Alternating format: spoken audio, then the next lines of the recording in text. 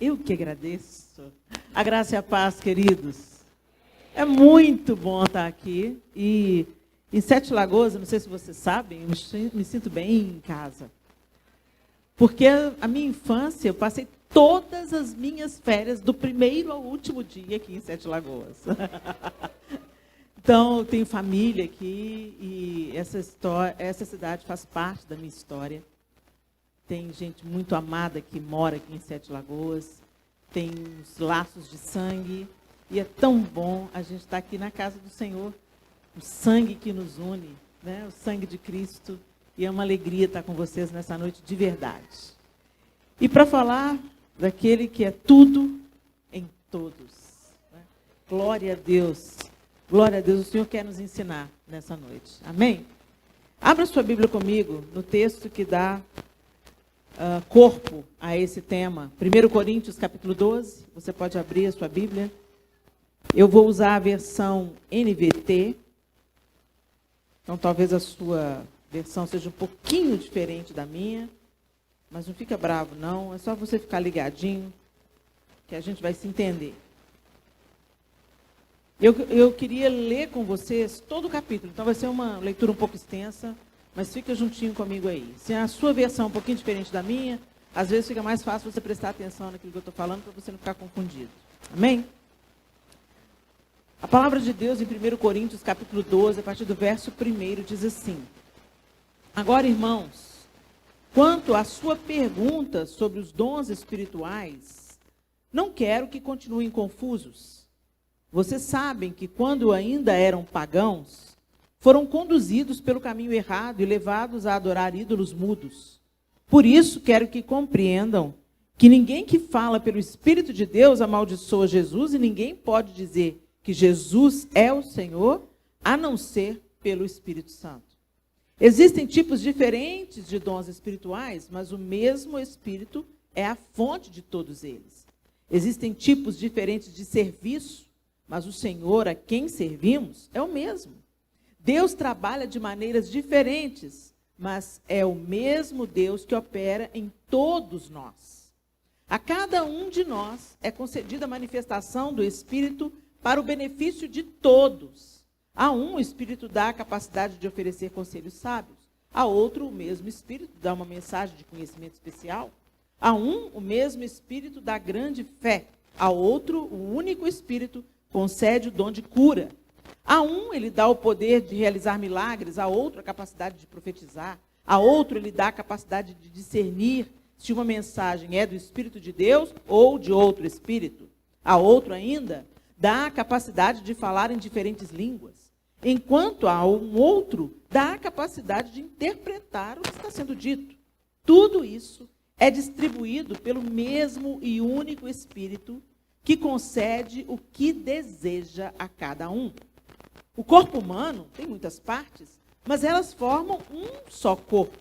O mesmo acontece com relação a Cristo. Alguns de nós são judeus, alguns são gentios, alguns são escravos e alguns são livres, mas todos nós fomos batizados em um só corpo pelo único Espírito e todos recebemos o privilégio de beber do mesmo Espírito. De fato, o corpo não é feito de uma só parte, mas de muitas partes diferentes. Se o pé diz, não sou parte do corpo, porque não sou mão, acaso por isso deixa de ser parte do corpo? E se a orelha diz, não sou parte do corpo, porque não sou olho, será que por isso deixa de ser parte do corpo? Se o corpo todo fosse olho, como vocês ouviriam? E se o corpo todo fosse orelha, como sentiriam o cheiro de algo? Mas nosso corpo tem muitas partes, e Deus colocou cada uma delas onde Ele quis. O corpo deixaria de ser corpo se tivesse apenas uma parte? Assim, há muitas partes, mas um só corpo. O olho não pode dizer à mão, não preciso de você.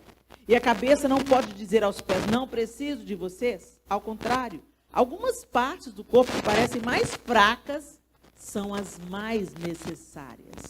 E as partes que consideramos menos honrosas são as que tratamos com mais atenção. Assim, protegemos cuidadosamente as partes que não devem ser vistas, enquanto as mais honrosas não precisam dessa atenção especial.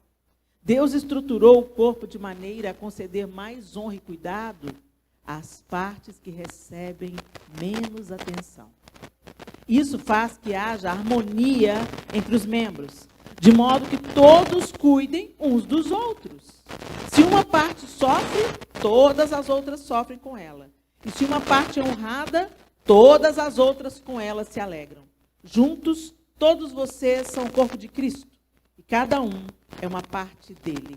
Deus estabeleceu para a igreja, em primeiro lugar, os apóstolos, em segundo, os profetas, em terceiro, os mestres, depois os que fazem milagres, os que têm o dom de cura, os que ajudam outros, os que têm o dom de liderança, os que fazem...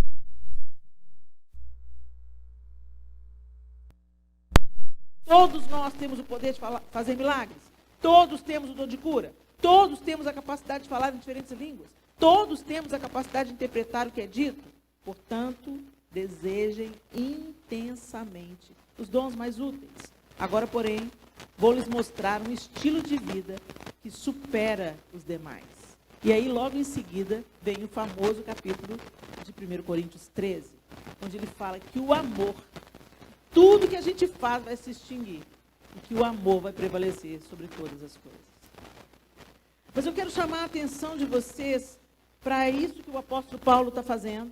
Nesse contexto que ele escreve a carta aos Coríntios, a igreja dos Coríntios estava vivendo uma série de desafios. Uma igreja ali no seu nascedouro, recebendo a semente do evangelho, judeus junto com gentios, como ele mesmo falou, escravos e livres, judeus, gentios, todo mundo junto na mesma comunidade, exatamente como a gente é aqui em Lagoinha, Sete Lagoas, ou em qualquer outra igreja que você participe. É uma igreja heterogênea. Aqui temos famílias, temos pessoas solteiras, temos pessoas viúvas, temos pessoas que vivem longe da família. Nós temos gente aqui de tudo quanto é raiz, tem gente de outras cidades. Se a gente conversar um pouquinho para saber a história de cada um, a gente vai ver que temos um universo reunido aqui dentro. Quanta gente diferente. E não era diferente na vida da igreja em Corinto. E o apóstolo Paulo escreve essa primeira carta aos Coríntios, porque estava acontecendo uma série de confusões. Só lá na igreja em Corinto, né, gente? Aqui não tem confusão nenhuma. A igreja aqui no século XXI, uma paz, todo mundo, sabe? Assim, unidade, tudo funcionando. Gente, onde tem gente, é desafiador, né? E é tão lindo que o apóstolo Paulo vai escrevendo isso para a igreja em Corinto. Mal sabia Paulo que 21 séculos depois, essa carta ia estar moderando a igreja que se reúne lá em Sete Lagoas. Olha que coisa linda, né? Olha o que Deus faz com uma semente, uma floresta inteira e atravessa os séculos. E aqui ele está dando uma instrução, como toda a carta aos Coríntios, ele vai explicando uma série de coisas, por isso ele começa dizendo, quanto a perguntas sobre os dons espirituais. E por que o apóstolo Paulo vai falar sobre os dons espirituais na carta aos Coríntios? Porque estava rolando um negócio lá, sabe, gente? O que estava rolando lá? O pessoal tinha uns se achando. Uns que falavam, principalmente a galera que fala em língua, se achando superior. Então começou a haver, sabe, uma disputa assim, tipo, olha como é que Deus me ungiu, olha como é que Deus me usa. Só lá na igreja de Corinto, né, gente? Isso aqui não acontece. E o apóstolo Paulo está deixando claro, escuta, o dom que você recebeu não é para o seu proveito próprio. O dom que você recebeu não é para você aparecer. O dom que você recebeu é para servir com mais eficácia ao corpo de Cristo e ao propósito de Cristo. E, gente, isso é uma verdade que a gente tem que chamar a nossa realidade todo santo dia. Porque o que a gente está passando aqui no século XXI? A gente está vendo esgotados. Gente de frente nas igrejas, a galera do diaconato, a galera do serviço, a galera que cuida das crianças, os pastores, o pessoal do ensino. O pessoal está esgotado. Um tanto de gente surtando. De uns anos para cá, a gente começou a ter notícias de pastores se matando. E a coisa não encaixa. Mas como assim? Quem está anunciando o evangelho, quem está cuidando, está chegando nesse extremo. Gente, porque o suicida ele não quer morrer. O suicida quer acabar com a dor. O suicida quer interromper o vazio, a dor e as questões que ele está carregando, que ele não está dando conta. Ninguém começa a vida falando assim, ai, Vou suicidar. Ou seja, não ache você que você está imune. Gente, saúde mental é um negócio muito sério, que precisa ser abordado nos púlpitos e que precisa ser falado. Muita gente demoniza a depressão e fala assim, a depressão é do demônio. Ó, gente, toda doença é do inferno, é consequência do pecado, fato. Mas acontece que a depressão é uma doença. É uma doença. Se você tem um problema cardiológico, você vai procurar um cardiologista. Se você torce o pé, você vai procurar um ortopedista. Por que quando você tem um problema na alma, você não vai procurar um psiquiatra? Na misericórdia, médico de doido. É isso que você vai ficar, doido, se você não for um médico. Gente, Deus sabia o que estava fazendo quando deu inteligência para o homem para estudar psiquiatria, psicologia. Deus sabe o que estava fazendo. Ele sabe onde a queda nos levaria aos extremos. Nós estamos vivendo um período adoentado da nossa história. Está todo mundo surtando. Um está matando o outro por causa de nada. Ninguém saiu dessa pandemia impune. Não pense, teve gente que viveu um luto atrás do outro, teve gente que perdeu a família inteira. Ainda no Brasil com requinte de crueldade, porque em cima de uma pandemia legítima havia uma guerra política imbecil. Interesses, abutres, gente sabe, não querendo facilitar o processo, só dificultando o processo. Não pense que a gente vê isso tudo acontecendo, um diz uma coisa, outro diz outra, pelo amor de Deus, alguém me fala qual que é a verdade, o que eu tenho que fazer, não é para tomar, cada um fala uma coisa, todo mundo surtando. Mexeu com a saúde emocional de todo mundo. E o que os psicólogos disseram durante a pandemia está acontecendo hoje. A conta chegou. Então tem muita gente depressiva, tem muita gente angustiada, tem muita gente com vazio interior, tem muita gente desesperançada. Quando a gente ora, a gente tem que entender uma coisa, quem dá a resposta é Deus. E se a resposta for ruim para a gente, é a hora da gente exercitar a nossa fé acreditando que todas as coisas cooperam conjuntamente para o bem daqueles que amam a Deus. E se tem um lugar para tirar a gente da nossa idolatria, da nossa mornidão e da nossa confiança no homem, é uma crise. Onde o evangelho é mais fortalecido, mais avança, mais cresce, é onde o pau está quebrando e os cristãos estão morrendo. Mas lá não tem depressão não, gente. O povo está morrendo por amor de Cristo e está mais inflamado e querendo ir onde a gente quer passar longe. Nós estamos aqui trancadinhos no nosso mundinho ocidental, autocentrado, no fantástico mundo de Bob, onde Deus é o nosso gênio da lâmpada que satisfaz os nossos desejos. Tem que quebrar. A noiva está se adornando. Onde foi que a gente leu que o evangelho ia ser um evangelho de facilidades? Onde que a gente leu que o evangelho é sobre o seu umbigo? Onde que a gente leu isso? Jesus falou assim, no mundo tereis aflições, mas tem de bom ânimo, eu venci. Vai, pode ir, eu já venci, pode ir. Você já sabe o fim da história. Mas eu posso morrer, tudo bem, você já sabe o fim da história, você vai ressuscitar, pode ir. Gente, essa mentalidade, quando você conversa com a galera no mundo islâmico, os cristãos que estão lá, eles têm uma clareza disso. E você pensa, meu Deus, eu perdi alguma coisa. Eu ainda não cheguei nesse nível aí não, Jesus. E Jesus está me mostrando cada dia por quê. A gente vive um evangelho autocentrado.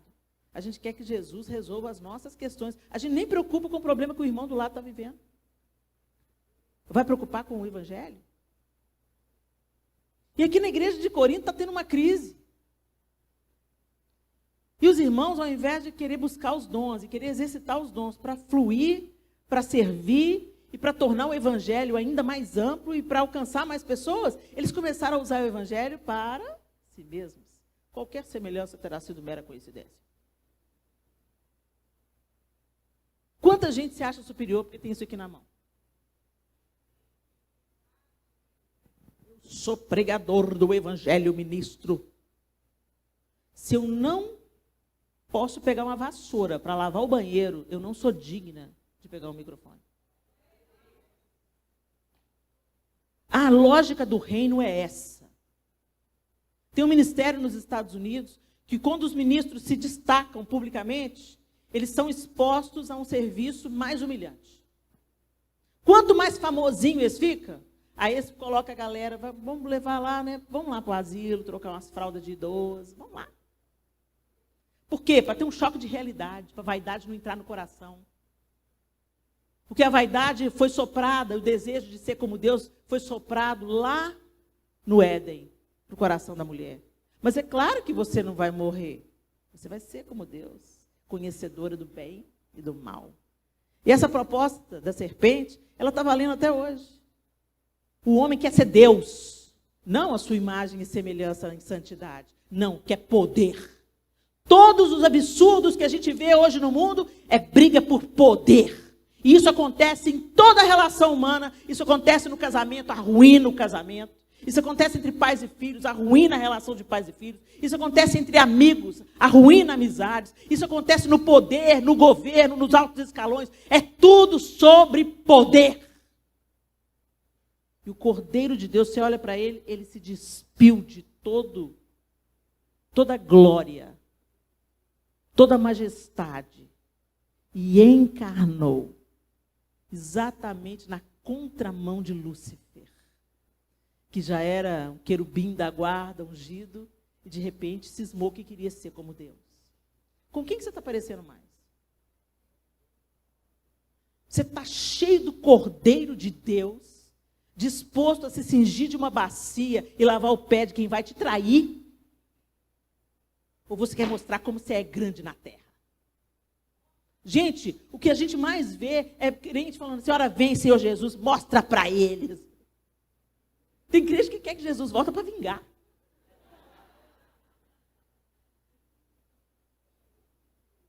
Teve um dia que eu estava tão desalentada, encontrei com o pastor Cirilo no aeroporto, há uns anos atrás, eu falei, Cirilo, o mundo está ruim demais, Cirilo. Jesus precisa voltar. O pastor Cirilo virou para mim e disse, não, Helena, ele não pode voltar agora não. Como assim, pastor Cirilo? Ora vem, Senhor Jesus. E, gente, a bagaça não tinha nem começado. Ora vem, Senhor Jesus. Ele falou assim, não, Helena, Jesus precisa esperar. Tem muita gente que precisa de ouvir o evangelho, Helena. Tem muita gente que ainda não conhece o Senhor. Esse povo não pode ir para o inferno, não. Naquele dia, Deus me deu, sabe esse sacoalhão bom de ganhar? De que espírito sois? Vocês lembram? Quando Jesus fez essa pergunta. João, gente, discípulo do amor. Não tem lugar para Jesus em Samaria, não? Senhor, quer que a gente chama fogo do céu? O discípulo do amor queria que jogasse fogo do céu, porque não tinham lugar, eles não queriam hospedar Jesus. Jesus falou assim, de que espírito sois, filhos do trovão? De que espírito vocês são, gente? Vocês estão querendo destruir? Eu vim para salvar? Vocês estão querendo destruir? E tem um tanto de crente trabalhado na vingança. Vocês ficam aí no pecado, né? Vocês vão ver. Jesus vem aí. Vocês vão comer capim pela raiz. Gente, isso não tem nada de cristianismo. De Deus não se zomba. Tem gente que pega até versículo bíblico para respaldar o seu ódio e o seu espírito de vingança. Gente, a gente tem que estar chorando. Jesus salva, liberta, transforma, traz a luz, Senhor, muda a mente. Joga a luz nas trevas, Senhor. Ele está sendo enganado pelo diabo, Senhor. Tem misericórdia da minha vida para eu não ser também. E aqui o apóstolo Paulo está dizendo, por que vocês estão fazendo isso? Deixa eu falar. A fonte é uma só. Vocês acham que vocês são bons em vocês mesmos? Não são, não. Você só fala que Jesus é Filho de Deus pelo poder do Espírito Santo. Você acha que foi pelo seu intelecto que você entendeu Jesus? Não, eu sou tão inteligente. Deus teve misericórdia da sua alma miserável. Vai lá. Vai lá, Jesus. Vai lá, filho. Vai lá morrer por aquele povo. E agora o Espírito Santo vem e vai fazendo a tradução. Porque Deus amou o mundo de tal maneira que deu o seu Filho unigênito. Você entende? E o Espírito Santo convence o homem da justiça, do pecado e do juízo. Não foi pelo seu intelecto, foi porque Deus teve misericórdia de você. O Espírito Santo te apresentou Jesus Cristo, o Redentor. que ele começa dizendo, o apóstolo Paulo começa dizendo, no texto, deixa eu voltar aqui para o texto, gente.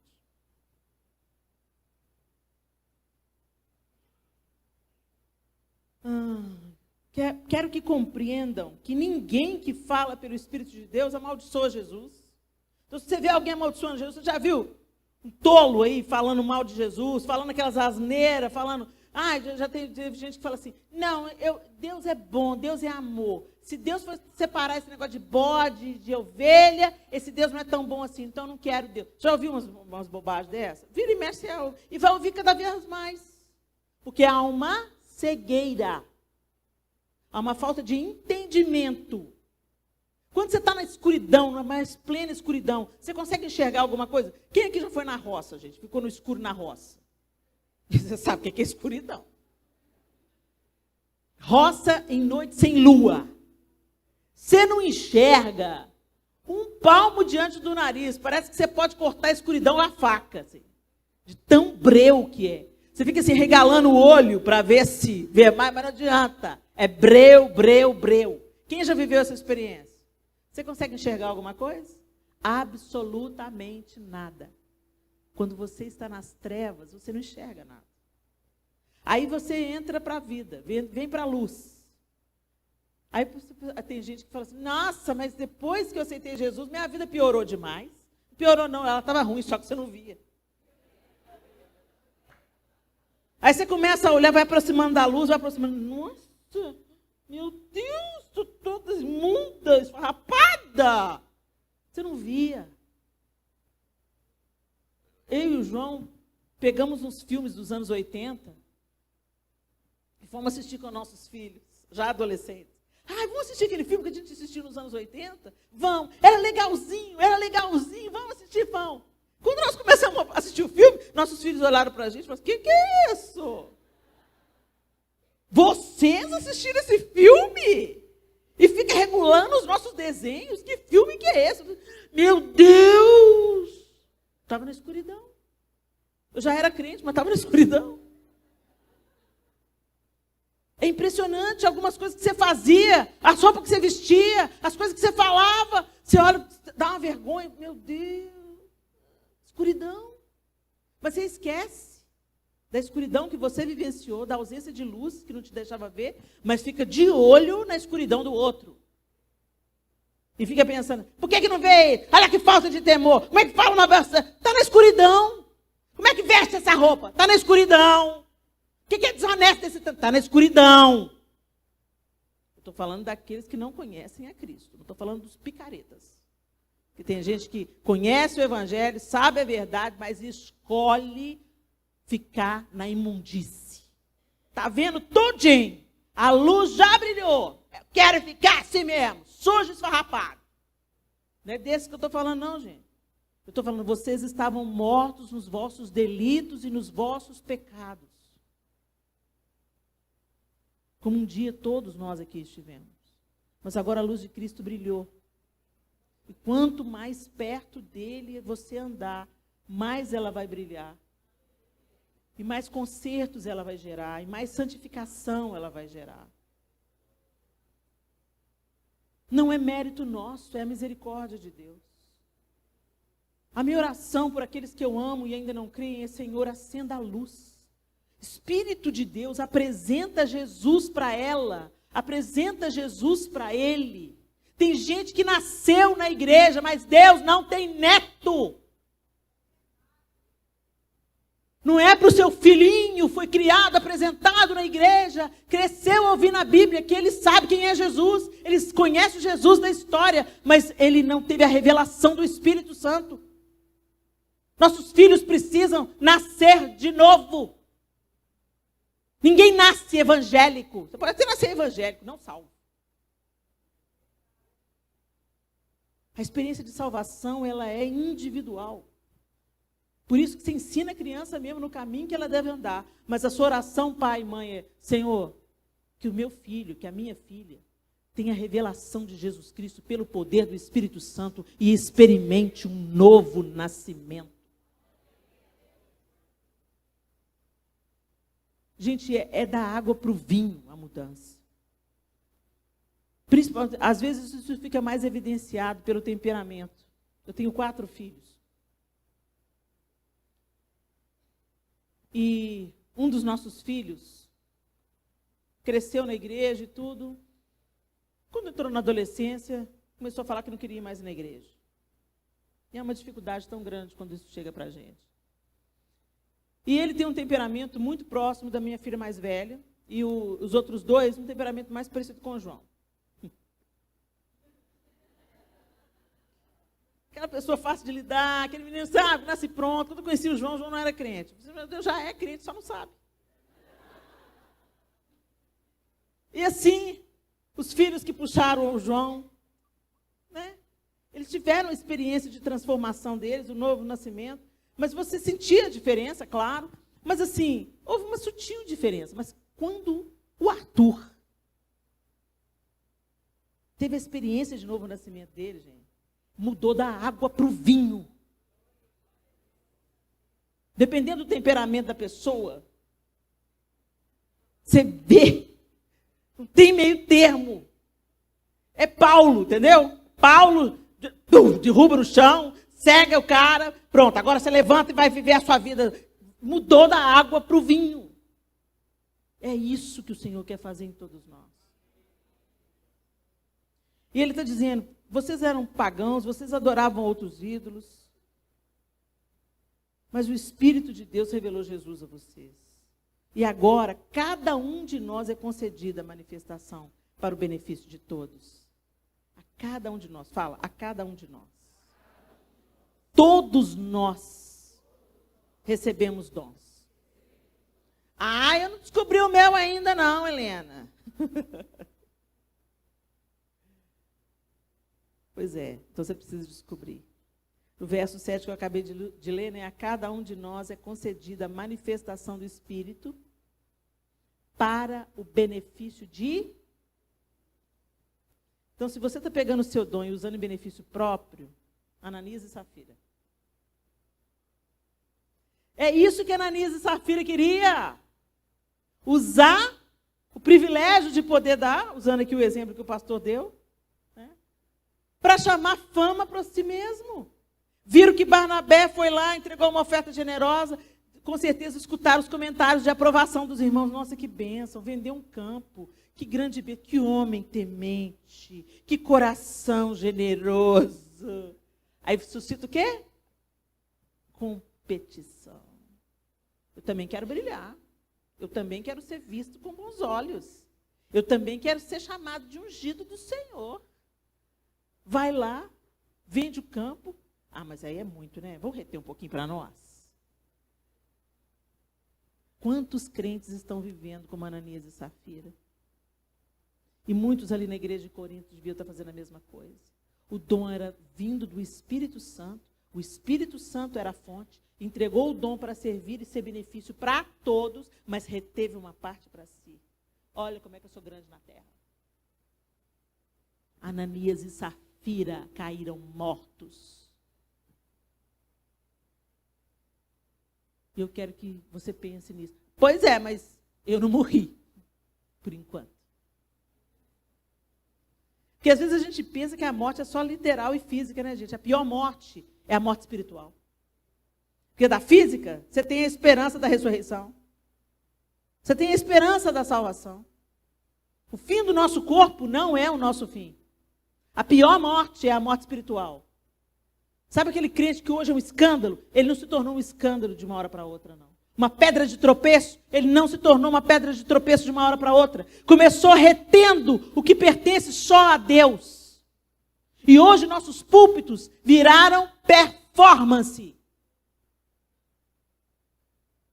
Quantos ministros de música estão aí abraçados com o pecado declaradamente? Gente que levantou na igreja, começou a ser usado na igreja, ganhou dinheiro na igreja e agora está aí assumindo A, B e C.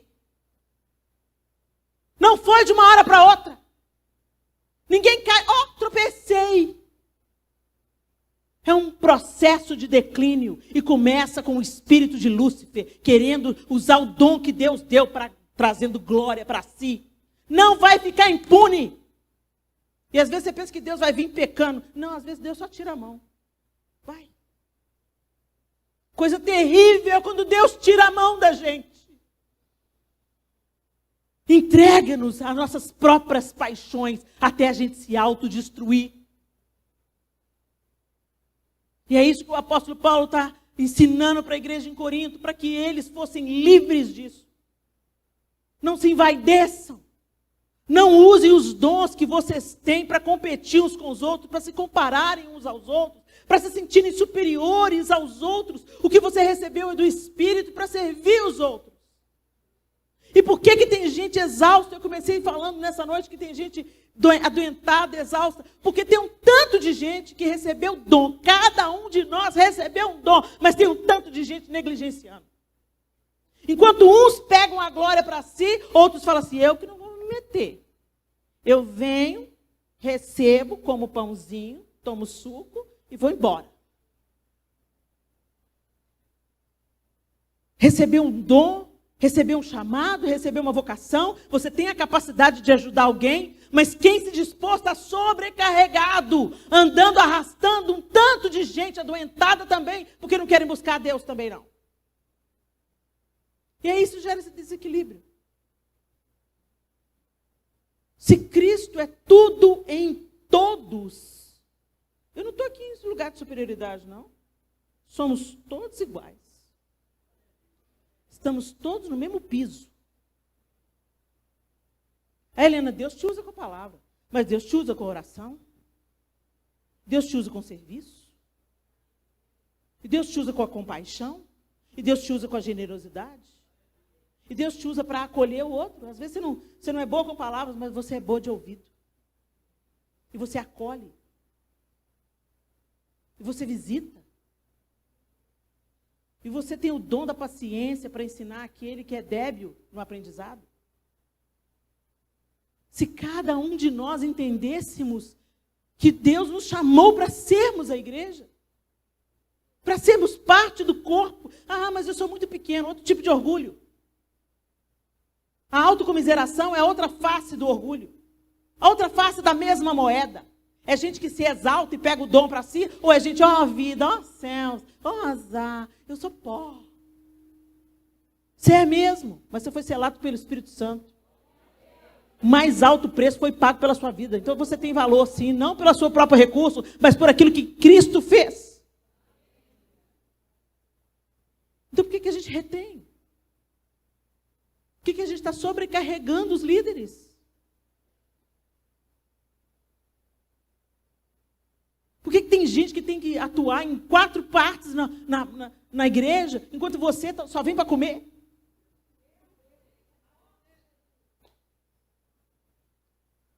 Ele é tudo em todos. Ele não é tudo no pastor, ele não é tudo no presbítero, ele não é tudo no cantor, no líder de louvor. Ele é tudo em todos, tudo em todos, tudo em todos. Ele é tudo em todos.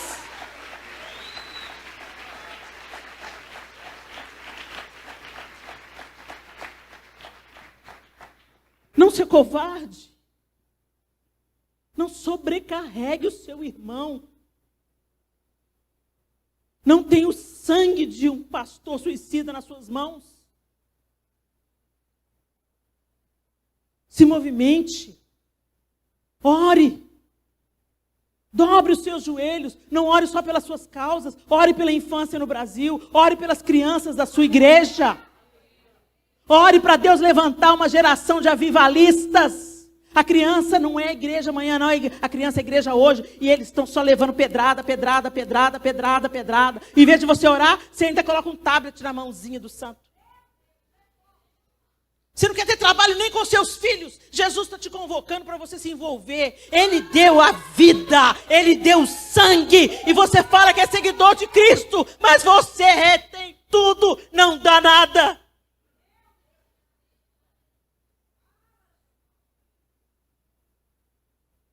Quantas pessoas não teriam tirado a própria vida? Se uma pessoa que sabe ouvir, sentasse para ouvir. Sem julgamento, sem opiniões, sem dar conselhos, só ouvir, chorar junto, abraçar, dizer, Fica calmo, vai passar, eu estou com você. Teve uma igreja lá no Rio Grande do Norte, Natal, que se posicionou há uns anos atrás, acho que um pouco antes da pandemia, não sei se vocês se lembram. Tinha uma ponte onde o povo pulava da ponte. Ponto de suicídio. A igreja começou a fazer plantão lá. Para impedir os suicídios. Para ouvir aquelas pessoas, para acolher, para abraçar, para apresentar o evangelho. Quantas vidas eles salvaram. Eu não sei como é que está lá hoje.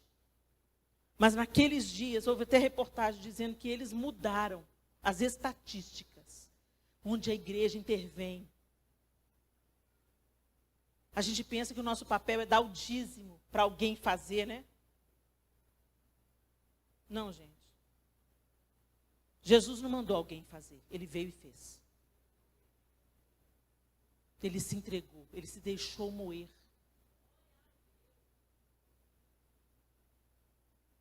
Aí quando a gente fala isso, tem gente que fala assim, não, mas não pode negligenciar a família. Quem está falando de negligenciar a família? Começa a ser bênção dentro da sua casa. Começa a não ser egoísta dentro da sua casa. Começa a ter trabalho com seus filhos ao invés de dar o tablet para eles. Começa a discipular os seus filhos. Eu vou dizer para vocês de experiência própria. Ensinar a criança no caminho que deve andar. Check. Orar pelos seus filhos. Check. Ler a Bíblia com eles no devocional de manhã. Check. Envolvê-los com as coisas da igreja, fazê-los participar das atividades da igreja. Check. Mandá-los para acampamentos na igreja. Check. Matriculá-los em colégio cristão. Check. Para mim foi tudo check. Mas não foi suficiente. Nós temos que gerar os nossos filhos espiritualmente. Colocar o joelho no chão, a boca no pó. Até que Deus intervenha com poder e a manifestação sobrenatural da salvação sobre os nossos filhos. O diabo não está brincando de ser diabo. Então não brinca de ser crente. Assuma o seu lugar. Tem alguma coisa que Deus te entregou. Você sabe fazer. Deus flui na sua vida quando você faz. Não só negue. Coloque isso à disposição do Senhor.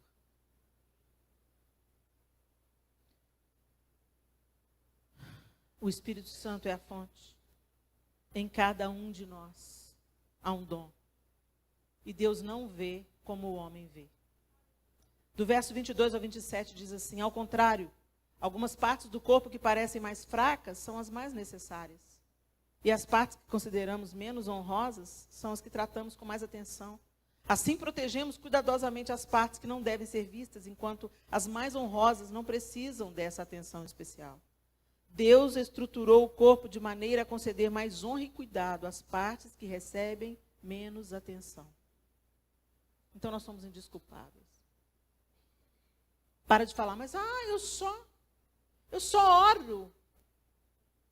Eu só cozinho. Eu só organizo. Eu só limpo. Não tem só. Só fala que é só despreza a semente. Quem tem um coração parecido com Lúcifer. Eu quero mais. Se você ganhou uma semente, não enterra não. Vamos lembrar da parábola dos talentos?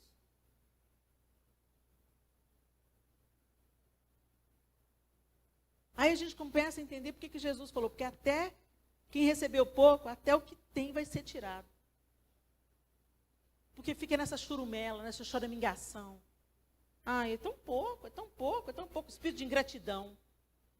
O que eu faço é tão pequeno, ninguém vê. Ninguém está vendo meu coração. Alguém está vendo meu coração bombeando meu sangue aí? Alguém está vendo meu cérebro lindo, enrugado e cinza? Pois é, mas vocês só estão ouvindo a minha voz falar porque ele está trabalhando. E eu só estou de pé aqui porque o meu coração, que ninguém vai ver, meu coração de carne, está pulsando, está bombeando meu sangue. Na hora que uma veinha aqui sair do lugar e se estourar, acabou. Já estou diante de Deus. A gente trouxe a visão do mundo que gosta do glamour, que gosta da projeção, que gosta da aparência. Isso não veio do mundo à toa, gente. É porque o mundo jaz no maligno. Isso veio do coração de Lúcifer. O coração de Satanás é vaidoso. Ele quer adoração para ele. E o apóstolo Paulo está advertindo a igreja em Corinto, está nos advertindo hoje. Deus não vê como o homem vê. O que a gente acha muito valoroso para Deus, Ele mesmo diz, quem é aplaudido aqui já recebeu a sua recompensa. Por isso que às vezes eu fico triste quando alguém vem, nossa, Helena, foi demais a palavra. Perdi meu galardão. Nossa, Helena, você é demais. Eu quero ouvir isso da boca do Senhor. Porque, gente, é tudo sobre Ele. Não sou eu que sou demais, não, gente. Eu sou ser humano igual você. Tenho minhas lutas igual você, minhas debilidades igual você. Luto com o meu pecado, igual você luta com o seu. Tem uma música do João Alexandre que é fantástica. A gente devia regravar ela. Diante de Deus não se esconde nada de bom ou de ruim. Deus sabe de cor a intenção dos homens, começo, meio e fim. Pois diante de seus olhos tudo é luz, como o sol do meio-dia. Todos são iguais, todos são mortais. Diante dele não existem grandes ou sobrenaturais. Todos hão de ver todo o seu poder. Céus e terra, anjos e homens se curvarão diante do Rei. É Ele, é sobre Ele, é para a glória dEle. A gente é tudo gente. Nós somos todos iguais. Todo mundo do mesmo material. Então, que em nome de Jesus, que o Senhor seja tudo em nós. Que Ele seja a nossa inspiração, que Ele seja o nosso início, meio e fim. Que Ele seja a nossa maior aspiração, o nosso maior anelo, o nosso maior desejo. Que a aprovação dEle seja mais importante para nós do que a aprovação dos homens. Que o nosso coração esteja totalmente inclinado a cumprir veementemente e fielmente a sua soberana vontade. E que tudo que Ele nos entregou seja disponibilizado para servir ao outro e não apenas aos meus próprios interesses. Que a nossa oração não seja apenas pelas nossas causas pessoais. Que o nosso dinheiro não sirva apenas a nos proporcionar prazer, conforto e regalias. Que a nossa casa não sirva apenas como uma casa bem enfeitadinha para mostrar para os outros como você venceu e como você está indo bem na vida. Que o seu carro sirva ao reino de Deus, que a sua casa sirva ao reino de Deus, que as suas roupas, seus sapatos sirvam ao reino de Deus. Que os seus dons, tudo que Ele te deu, tudo que Ele te entregou, sirva ao Senhor, aos propósitos dEle.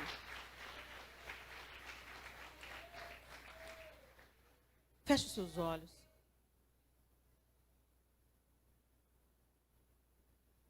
Eu queria que você fizesse uma análise sincera entre você e Deus nesse momento.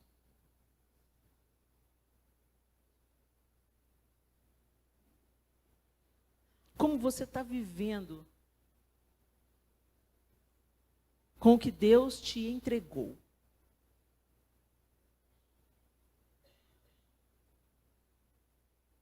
Talvez você recebeu 1 talento.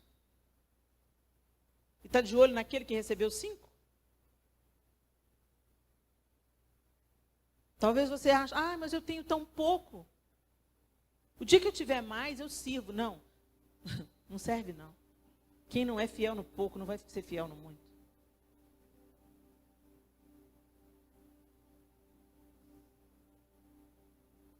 Ou às vezes você tem servido. Você tem feito tantas coisas. Mas a vaidade subiu para o seu coração. Você acha que você é mais amado por Deus porque você faz tanta coisa. Lê do engano. Nós já somos completamente amados. E não é pelo nosso mérito, é pela graça. Mas uma vez que entendemos a graça, queremos responder a ela, obedecendo ao Senhor. E a ordem que Ele deu é para a gente amar o outro como nós fomos amados. E o amor, gente, ele é prático. O amor é prático. Quem ama faz alguma coisa. Quem ama intervém, quem ama consola, quem ama abraça, quem ama veste, calça, dá comida. Quem ama leva para casa. Quem ama permanece. O amor é o que se faz, não o que se fala, não o que se diz. Por isso que a Bíblia diz que amar a Deus é obedecê-lo. Não é fazer canções de amor para Deus.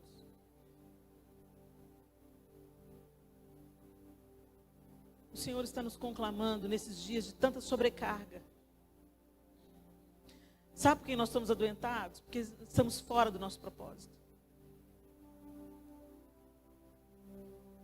Hoje se prega muito, cuide de você primeiro para depois cuidar dos outros. Eu já procurei isso na Bíblia, mas eu não achei. Eu amo a Deus porque Ele me amou primeiro.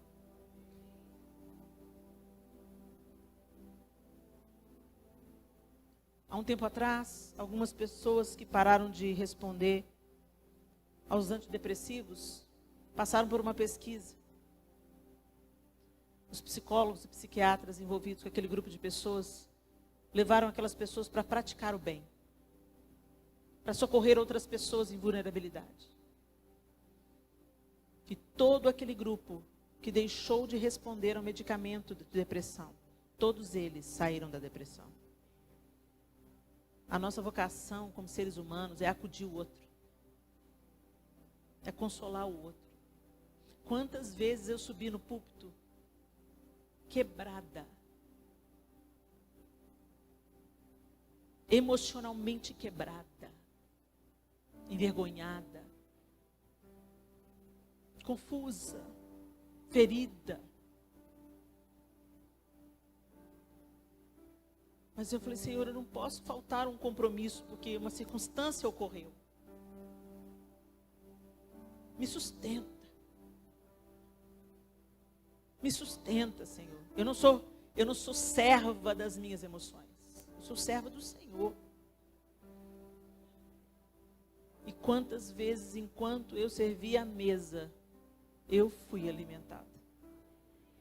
Quantas vezes saiu palavra de cura da minha própria boca para o meu ouvido.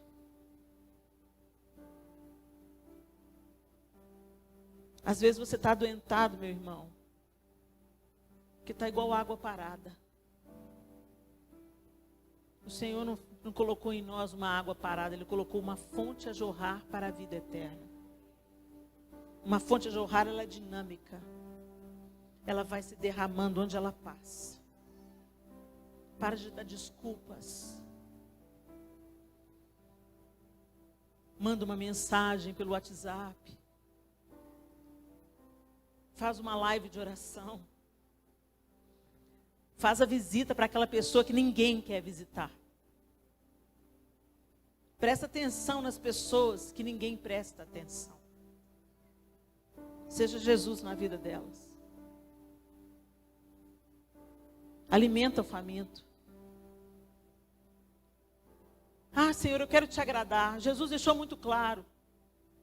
Eu estive nu e me vestiste. Tive fome e me deste de comer. Eu tive preso e me visitaste. Mas, Senhor, quando que fizemos isso? Quando vocês fizeram qualquer um desses meus pequeninos. A gente, evangélico, picareta, usa a graça para falar que a gente não precisa de obras para ser salvo. E a gente risca da Bíblia que Tiago fala, que a fé sem obras é morta. Se eu sou cheia de Deus, eu derramo Deus. E eu derramo Deus fazendo alguma coisa por alguém, como Jesus fez por mim. Ele não ficou do céu dando ordens. Ele encarnou. Ele ficou 30 anos no anonimato, sendo gente, vestido da nossa humanidade, para que a gente tivesse vida. A igreja devia ser a primeira a empunhar a bandeira social, justiça social. Quantas vezes Israel, como povo, falhou na justiça social e foi condenado por causa disso? Que discurso de esquerda, Helena? Não sou esquerdista, não. Que discurso bíblico. Que se nós não pegarmos a bandeira que é nossa, ela será sequestrada pelo diabo e deturpada. Pega a sua conta aí. E vai brilhar. Jesus disse, com todas as letras, vocês são sal, vocês são luz. Que os homens, olhando as obras que são feitas na sua vida, glorifiquem a Deus que está nos céus. Eles podem discordar da doutrina, eles podem discordar da saia no joelho, eles podem discordar da gente não querer transar antes do casamento, eles podem criticar isso tudo, mas o mundo tem que se calar diante da ação da igreja, no acolhimento, na proteção à infância, no alimentar os necessitados, no vestir os que estão nus, no ser esperança para os desesperados. Que em nome de Jesus, de fato, Cristo seja tudo em todos nós. Em nome de Jesus. Senhor, nós te louvamos nessa noite. E nós confessamos diante do Senhor, ó Deus, a nossa fragilidade, incompetência, auto-engano e acomodação. Quantas vezes tão autocentrados, ó Deus, queremos ser servidos, mas não estamos dispostos a servir. Queremos ser acolhidos, mas não estamos dispostos a acolher. Queremos ser perdoados, mas não estamos dispostos a perdoar. Queremos conquistar, mas não queremos ajudar ninguém a conquistar. Tem compaixão de nós, Senhor. E nós te pedimos, ó Deus, muda o nosso coração e a nossa mente. Que o diabo não nos enrede com mentiras bem contadas, nem nos acomode em gaiolas de ouro, Senhor. Que sejamos de fato sal e luz, e que os dons que recebemos pela tua misericórdia, graça e favor sirvam aos teus propósitos e abençoe a todos que o Senhor colocar no nosso caminho. Nós te pedimos por misericórdia, Espírito de Deus, desperta-nos nessa noite da preguiça, da covardia, das justificativas falsas, do orgulho disfarçado de falsa humildade, da autocomiseração ou da vanglória. Nos livra, Senhor. Nos ajusta, nos transforma. Seja tudo em nós, Senhor. Tudo, tudo, tudo. Em todos nós. Em nome de Jesus. Amém. E amém.